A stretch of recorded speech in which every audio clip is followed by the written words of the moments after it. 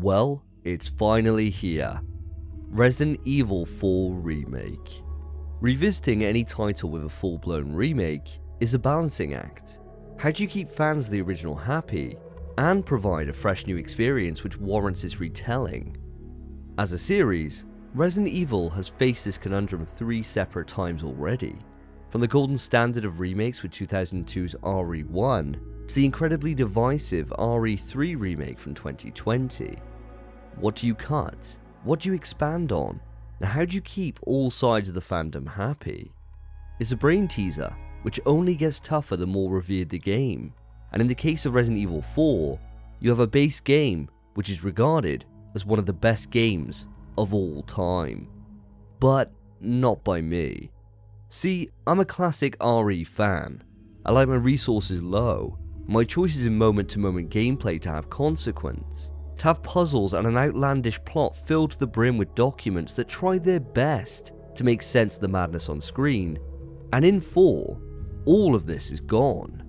Now I can acknowledge its impact on the wider gaming landscape, but to me, it was the beginning of the end of the Resident Evil franchise, as following 4's success, it spelled to Capcom that the series' identity was a relic, and it needed to evolve into a generic action game to find wide appeal.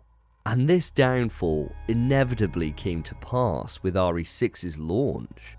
A quick apology and a back to the drawing board approach from Capcom saw the series regain momentum with RE7 and the fantastic RE2 remake. But with RE3 and Village's launches being divisive within the community, it wasn't a cert that 4 would be able to bring back the fans it had lost. Now as far as I'm concerned, I've enjoyed everything since 7's launch, even RE3's re-envisioning, and all I hoped was 4 would get the same re-envisioned treatment, to make it feel more in line with what I look for in the series, rather than the base power fantasy that Leon gave us in the original. After playing the chainsaw demo, I was left full of concern. The enemies went down too easy, and the resources seemed never-ending. However, after completing the game some 20 plus hours later, that concern wasn't justified, and I'm happy to say that RE4 Remake is a goddamn masterpiece. In this review, I'm going to break down why that is, what they've changed to elevate the experience, and why it sits right up there with the best in the entire series. Now for those that haven't played RE4 Remake yet, this review will have spoilers throughout. In my defense, the original came out 18 years ago, and the plot is near enough identical. If you don't know what happens by now, then I'd recommend coming back to this after you've played it. As usual, I'll split this review into plot, gameplay and presentation. Now let's dive in.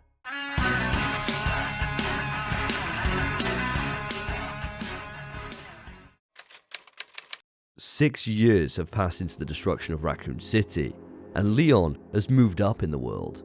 From his first and subsequent last day with the RPD to the Secret Service itself.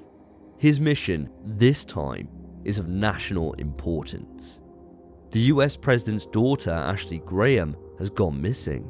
Intel shows her location in a remote rural village in Spain, and so Leon is sent to assist local law enforcement and bring her back safe and sound. The Spanish understandably take the situation seriously and send 2 men out into the field. 2 men. They have approximately 70,000 police in Spain, but these 2 are all you need. Spanish-US relations be damned, I guess. Flash forward a few minutes, and our heroic Spanish cops are caught having a permanent siesta, and so it all falls on Leon to teach the locals a lesson in freedom. America, America,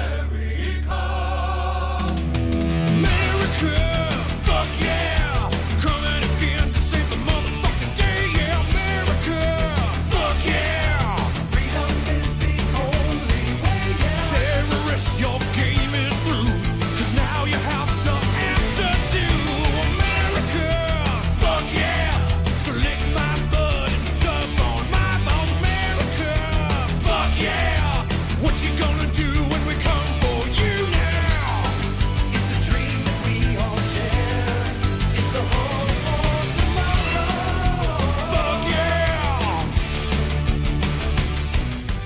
If it wasn't apparent at this point, something is truly off in this village, and it's up to Leon to find out what is going on, where Ashley is, and ultimately stop Los Illuminados from world domination. Now for this section of the review, I'm not going to cover off a play-by-play of the plot and key events of the story. For that, you're best off watching my original RE4 review, as the key moments all reoccur across this version of the game. What I will do, however, is talk through what's changed and stayed the same, and how that impacts my overall perception of the plot. The plot of Resident Evil 4 has always been quite a weak one in the grand scheme of Resident Evil. Outside of two returning characters in Leon Kennedy and Ada Wong, it doesn't have anything that links it back to the prior games. At best, it sets up the events of RE5, but realistically, you could walk past the story of 4 and not miss anything essential for the wider plot of the series. In Remake, one big improvement is how much extra lore there is. Across the entire game, you will find large files which detail how the Los Illuminados came to be, how they got a hold over the castle and the surrounding villages, and background on all the key members of this story, and the scale of that lore is massive. From smaller individual pieces which explain how the enemies came to be, to larger multi-part files which detail how the parasite was sealed away under the castle by the Salazar family, and how, in an act of desperation to save their son Ramon, they invited the devil in, and this inevitably led to their downfall. It not only gives the fans of the original additional detail which they'll appreciate, it more importantly makes the entry feel part of the wider Resident Evil universe. We not only get information on Luis's backstory and how he was a former researcher at European branch of Umbrella, we get a file which is a blatant homage to the Itchy Tasty file from RE1. I ate it all up. I was very surprised at just how good they are. One of my biggest issues with the original RE4 was how separate the entry felt, but by taking the time to explain how things got to where they are, it creates a need to explore and uncover the stories which, till now, have been left to fan theory. This need for an explanation on the madness that is happening all across the RE games has always been a driving force for exploration for me, and so seeing that element appear in RE4 was one I wasn't expecting when I dived into the experience. Now, learning about the background story is one thing, but how does RE4 Remake handle its characters? Well, let's start with the positives. For all the issues I have with RE4 Original, the one thing I adored was the heavy portion of cheese offered at every opportunity by our main man Leon. He never missed a shot at throwing a little zinger here or there, and with a brand new approach to atmosphere promised in the trailers, I was concerned that this could be abandoned, and in turn undercut the charm of Leon as a character in this outing. Well, I had no reason to be concerned. All the iconic lines are back. Where's everyone going? Bingo? And it's not just in cutscene. In the middle of battle, he can't help himself. I am flattered, but I'm a one-lady type of guy. His knife may be sharp, but his 80s action hero wit slices deep.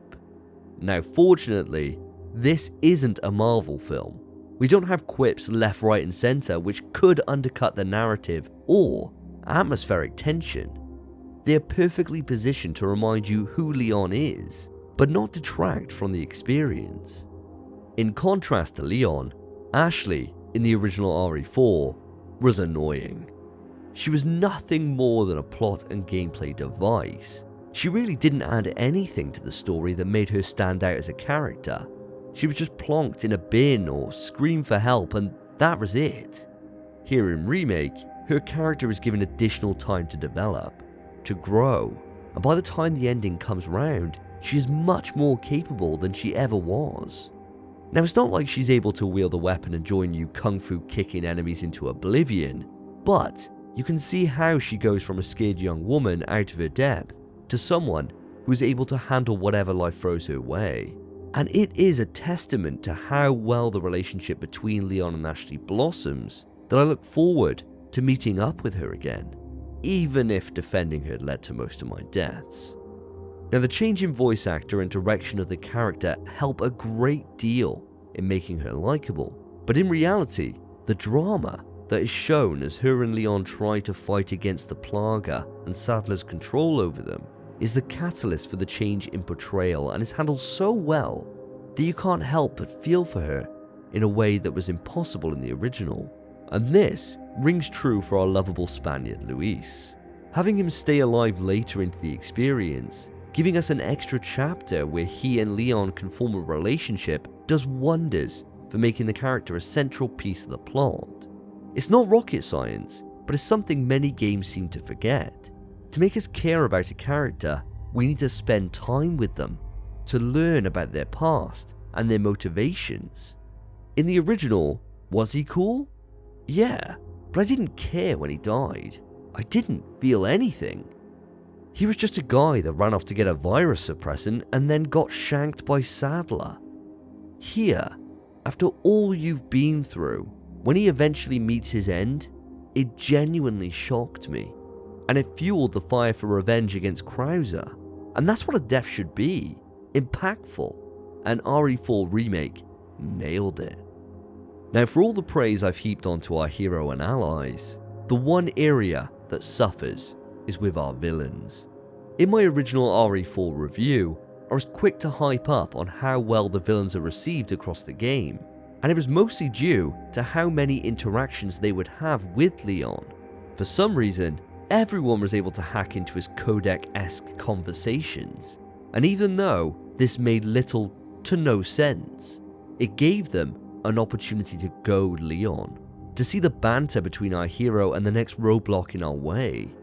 Unfortunately, Remake bins this off, and instead, we get very little interaction with any of the enemies outside of reading about them. Now, as I've said, learning their history and the events that led to this point is fantastic for character building, but it isn't a replacement for interaction. Let's take two examples here. Salazar. My guy is an albino 19th century Milky Bar kid, and every time he's on screen, his presence is unsettling and at the same time comedic, and I couldn't help but revel in the exchange with him and Leon. But when this is relegated to a one-way conversation, where he monologues across the castle as you walk around, it doesn't have the same effect, and as a consequence, it feels like we have barely any time with him.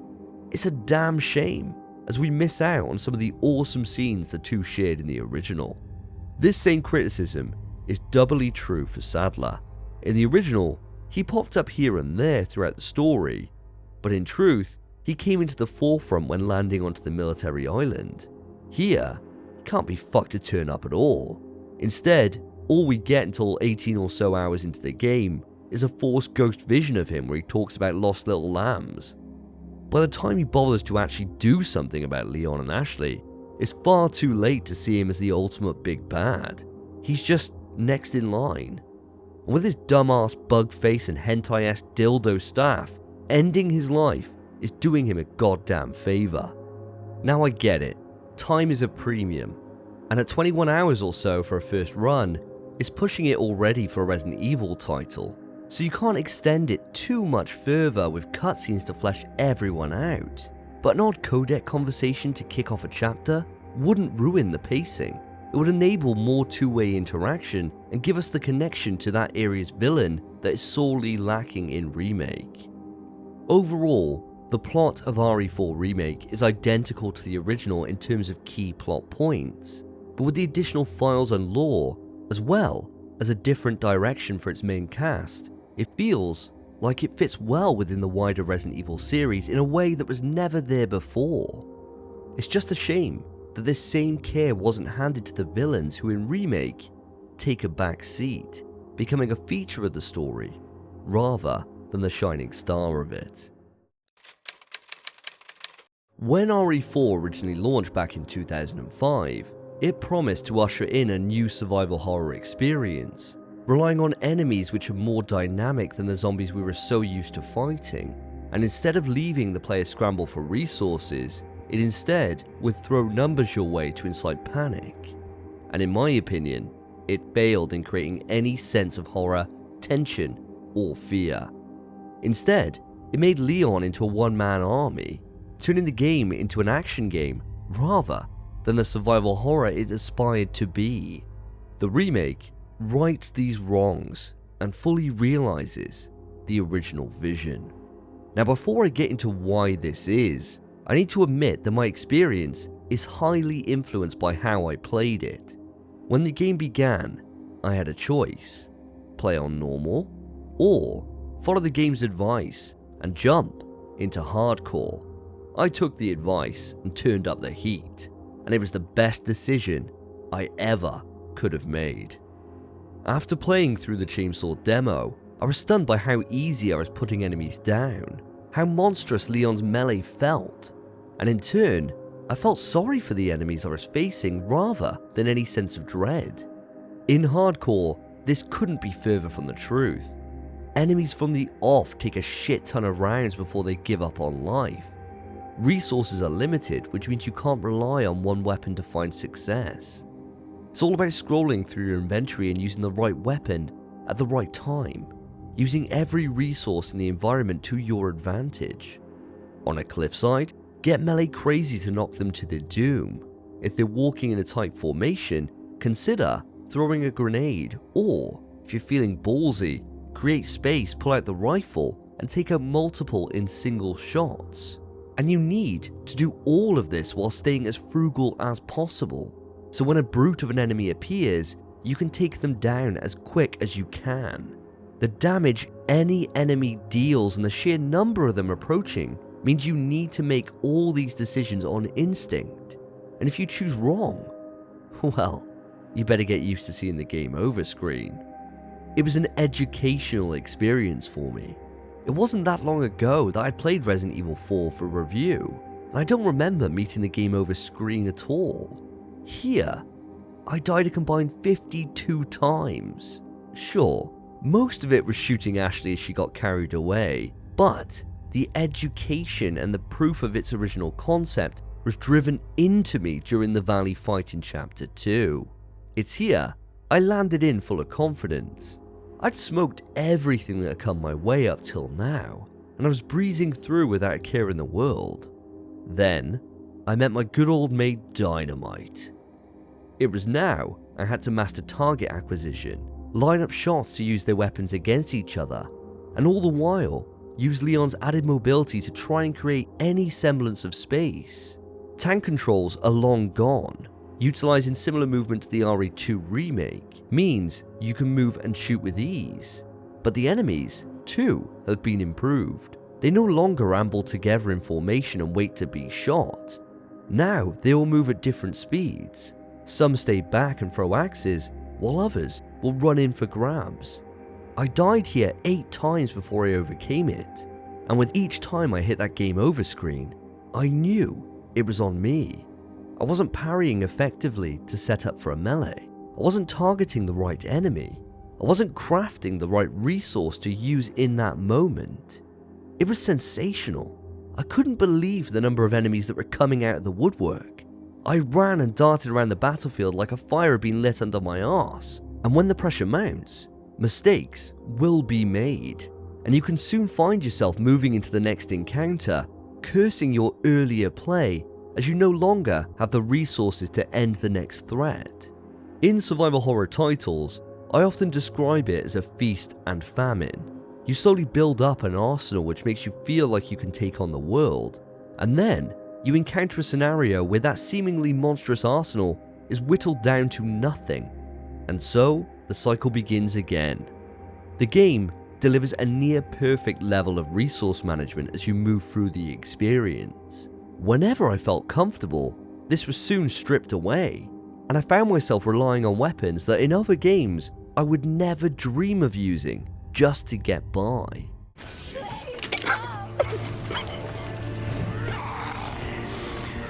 Oh no! Resource management is only as impactful as the choices you need to make along the way. In Resident Evil 4 Remake, this choice is brought in through the crafting system. Now, this system isn't unique to Resident Evil 4. Recently, it's been used to great effect in 7 and 8, but here, it returns with even more choice and a more accessible approach. To craft items, you will need 2 things: gunpowder and resource.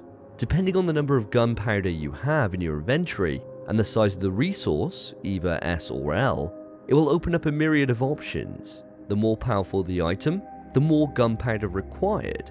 Simple to get your head around. But it's important to stress, it's not always an easy decision to make, and the results can be disastrous. I often found myself saving for magnum ammo, and then, after making it, putting myself in a difficult situation as I really should have put the resource into a rifle or pistol to deal with hordes of basic enemies. It's moments like that that make Resident Evil for me. That feeling of self-hatred as you look back on yourself from 20 minutes ago and curse the choice you made. That's everywhere across RE4. And sure, I was never put into a place where this was an irreversible position, as enemies will drop handgun ammo more often than not, but it certainly led to even more visits to the game over screen as I refused to fire my heavier hitting resources unless I had no other option. Now when it comes to resource management, I have to talk through the knife. The knife is the star of the show in Resident Evil 4. It exemplifies the mantra of minute-to-minute decisions, which can bite you on the arse later down the line. The knife is your do-everything button in RE4. Dependent on the action you use the knife for, will vary how much of your knife gauge it uses. On the light side, you have 2 main actions. If an enemy goes to hit you, you can parry it, time it perfectly, and you are even rewarded with a free melee. You can use it to get stealth kills.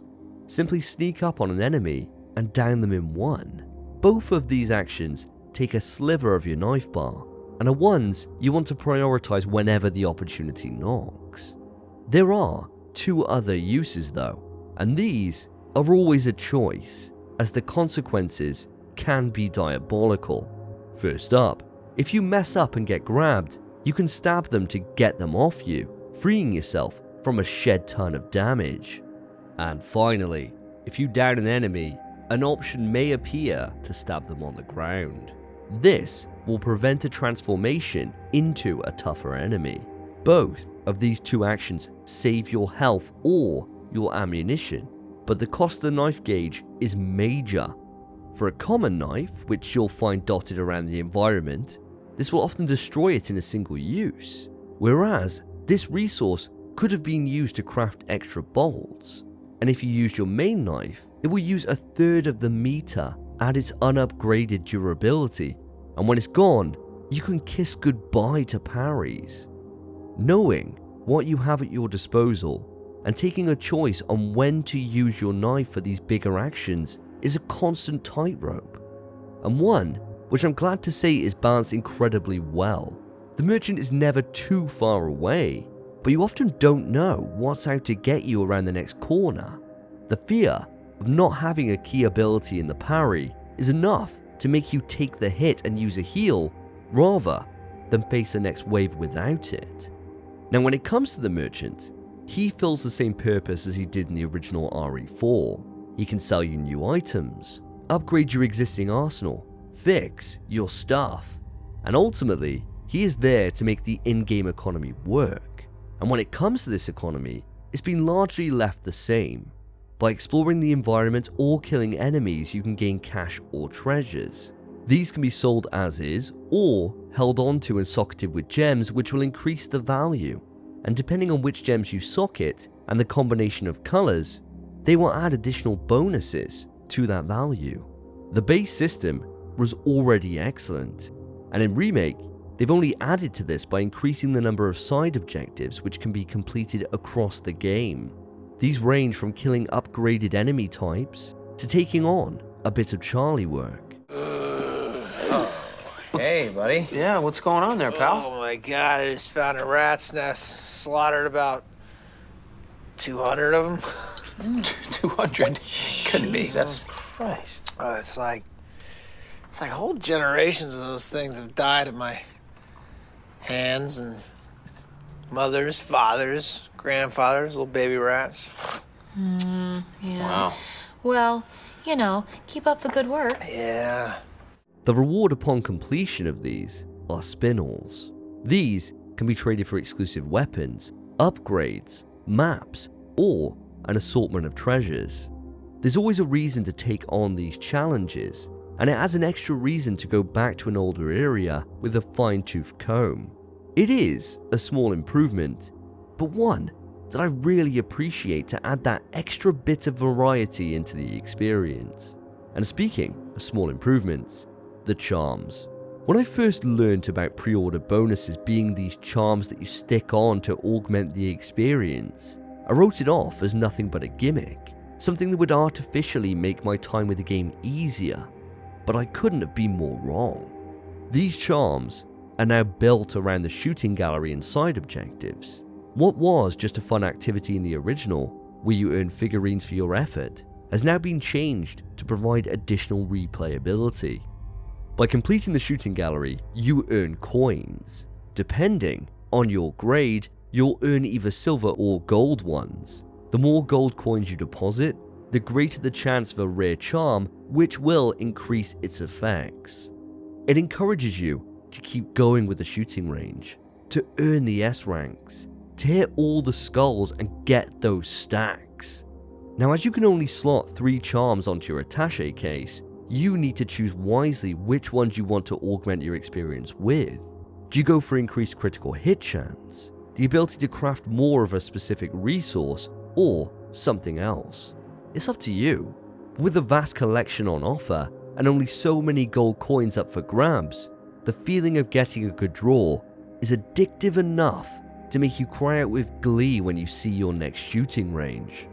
The additional care in adding these extra side objectives and rooting them into the base gameplay experience shows a real care for what was there in the original game, and they have smartly taken these disparate pieces and uplifted them to bring them all into a cohesive experience without ruining the tried and true formula the original game succeeded with.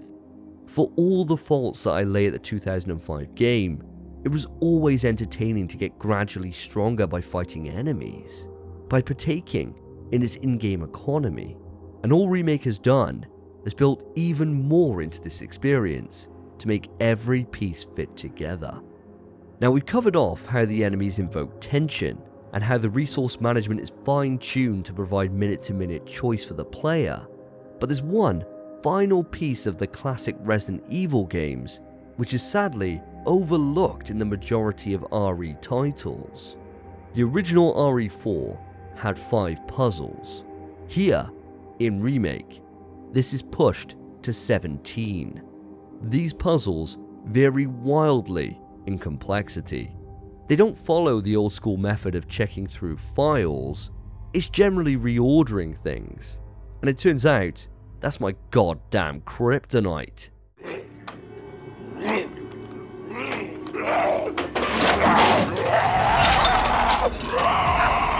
To think an action horror title includes more puzzles than both RE7 and RE2 Remake is absolutely insane.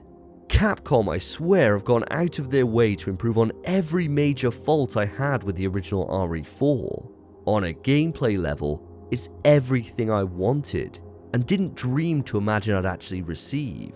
It brings what worked with the original RE4 and introduces what I look for in my Resident Evil games: choice and consequence, with a sprinkling of puzzles to add that extra flavor. Well done, Capcom, you fucking nailed it. As I said at the start of this review, remaking any game, you have a choice on how much you retain and how much remains on the cutting room floor. This is a tricky line to walk, as if you cut too much, people will say it's missing content. But on the other hand, if you keep everything, they'll say it's just a remaster.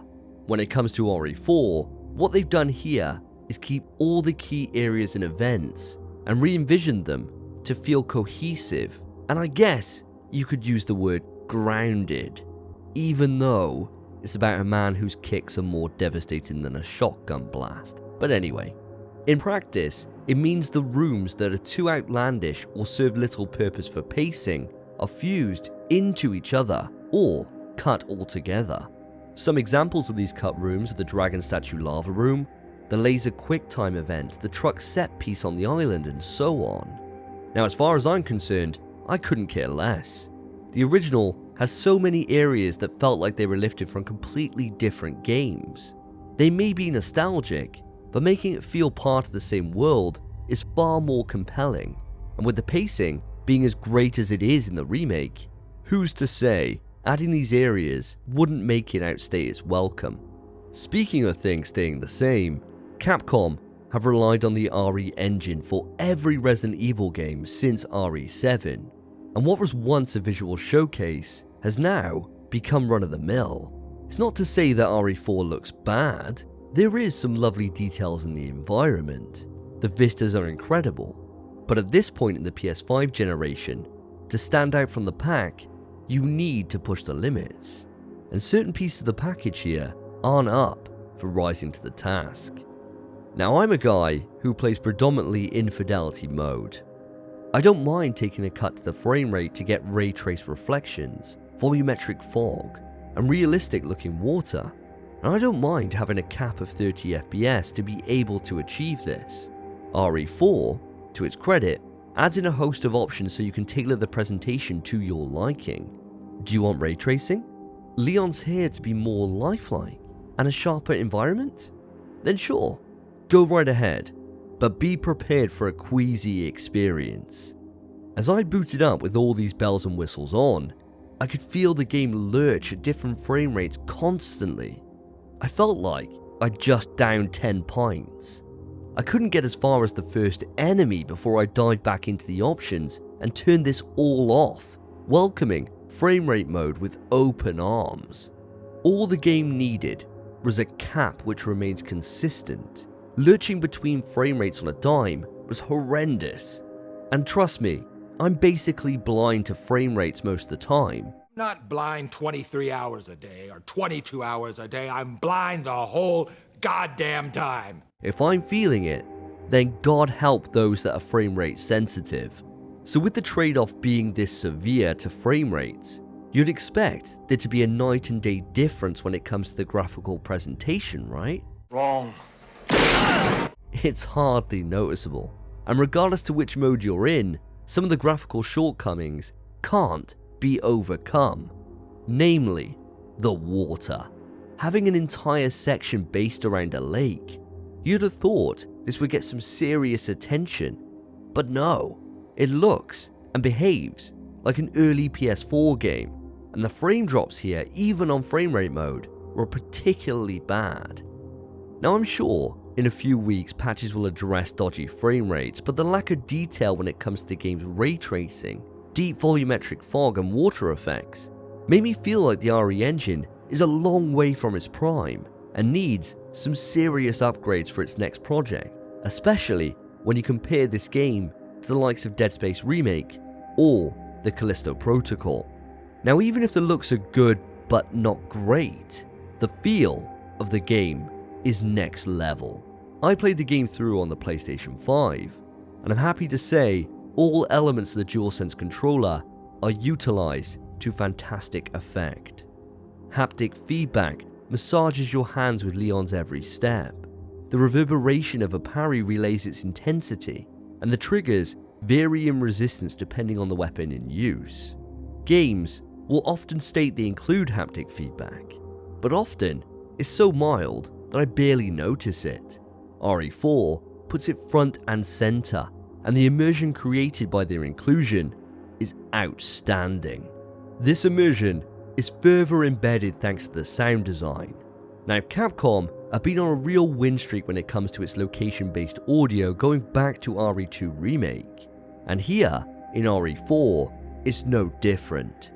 3D audio conveys all the information you could need to deal with the threats that come at you from all sides, and when layered with the growl of a chainsaw or the boom of a shotgun, the depth and nuance offered will root you into the world. And when it comes to score, RE4 does an admirable job. Would I have liked to have seen more callbacks to the original soundtrack? Yeah, I would. And it's a shame to not have Serenity play as I walk into the merchant's office. But what's here does what it needs to. The new versions of the save theme and Serenity do enough to create a wave of nostalgia while still feeling unique. Now it's about that time we talk about performances. I've already shared my love for Marcio Moreno's portrayal of Ramon Salazar, but he's not alone. The entire cast put on a fantastic job. That is, apart from one. You don't seem surprised. What the hell is going on here? For one, it sounds like the audio is recorded on a Nokia 3210. There's no vocal depth, it's almost electronic, and the performance itself is flat as all hell. Now I get the character is supposed to be apathetic, but Jesus Christ, this is a shit show. Now it's wild that I even have to say this, but what I've said here is purely criticism, and I in no way condone anyone laying a personal attack at any voice actor. But regardless, my criticism stands. The performance was abysmal and pulled me right out of the experience. Now as we bring this review to a close, it's time to talk through the enemy and boss design. When we look at the enemies, all of them from the original are back, and their basic design is near enough identical, fulfilling the same roles they had in the OG. The different locations scale enemies from simple melee weapons in the village to automatic weapons and body armor in the island. It's a steady progression to keep the player on their toes. Now there's nothing overly unique about any of the designs in this version compared to the original. It's much of the same, and that's the best call, as it's in the gameplay department that these familiar monstrosities are given a real makeover. There is only one change that stood out to me, and it was a real letdown: the Novistadors. Encountering these guys in the sewers of the original was the only part of that game that genuinely slowed me down and scared me. They dealt decent damage, and with the tank control firing of 4, you had to be aware of where they were and react in time. In Remake, these guys have been nerfed beyond belief. The damage they do is hardly anything, and with the added mobility Leon has, you just run through, and if they grab you, you knife them off, put 2 shots into them and kick them in the head. Pure fodder. If these guys dealt big damage when invisible, the threat would escalate, causing you to slow down, to show them respect, and in turn, ratchet up the tension. But in reality, you can wipe them off the face of the earth without any hesitation and just move on. And when it comes to bosses, I'm glad to say every single one is an improvement on what came before. You can see the original boss in both the design and the area of the conflict, but the mechanics of how the fight unfolds and the cinematic drama that accompany them level them up to brand new heights. The fights with Big Cheese and Krauser in particular stand out as obvious improvements, balancing new ways to interact without losing what made the original so special. And when it comes to Verdugo, I can't remember the last time I actually took this monster on. Usually, he would eat a free rocket launcher and I'd just carry on my merry way. Now this is a personal thing for me, but I've always had a major issue with how cheap the rocket launcher was in the original RE4. It gave a free boss skip for essentially no punishment, and if you want to buy another one, then great. It cost bugger all, so why not go for it? With freebies gone, and the cost of launchers rising to extreme levels, it meant I had to suit up and give him a sweet taste of liberty. The battle was tense, difficult, and fucking incredible. One of the best out of the entire series hands down, and goes to show the impact of fixing the in-game economy on the major battles of the game. So in wrapping up the presentation, it's clear that frame rate mode is the best way to play, and even if the RE engine isn't quite as impressive as it was a few years back, the design of RE4 carries the experience. The new takes on familiar locations invoke a wave of nostalgia while still providing a fresh feel. The pacing and boss fights have been improved with increased mechanics and cinematic flair. The careful implementation of haptics and adaptive controls immerses you into the world and doubles down on this with the same impressive sound design Capcom are known for. The flaws in the presentation front are here, but when compared to the sheer love and reverence for what came before, they are nothing but footnotes in what is a stellar experience. I've always felt like an outlier when it comes to RE4. I can never see what everyone else did. The gameplay, plot, and overall presentation worked for me in the sense that it was an action game, but it never felt like a Resident Evil.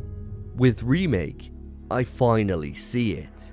They delivered a true Resident Evil experience by incorporating interesting backstory, copious puzzles, and a gameplay experience which invokes tension through numbers. It may not be the slow, methodical, planned approach that I look for in the series, but it doesn't need to be. It creates the moment-to-moment choice and consequence that I crave in its own way. The many flaws I had with the original have all been solved in this remake, and due to this, I can honestly say this is one of the best Resident Evil games I have ever played. A remake can take many forms.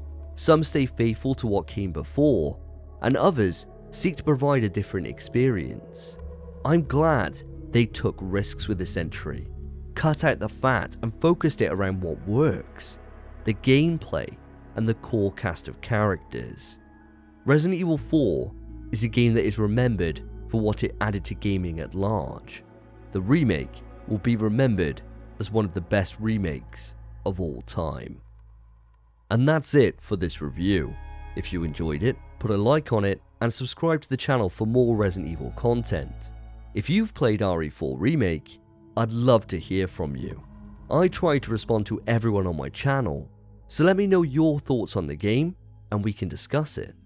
Up next on the channel, I'll be covering Dead Space Remake before I get to Resident Evil Village on PSVR 2, so I look forward to seeing you back here soon. If you're still craving a bit more from me, consider checking out my podcast In PS We Trust. It's a PlayStation podcast where me and my co-host crack a few beers and discuss the latest news, rumours and hype for all things PlayStation. We are available on all major podcasting services and right here on YouTube. I'll have links in the description.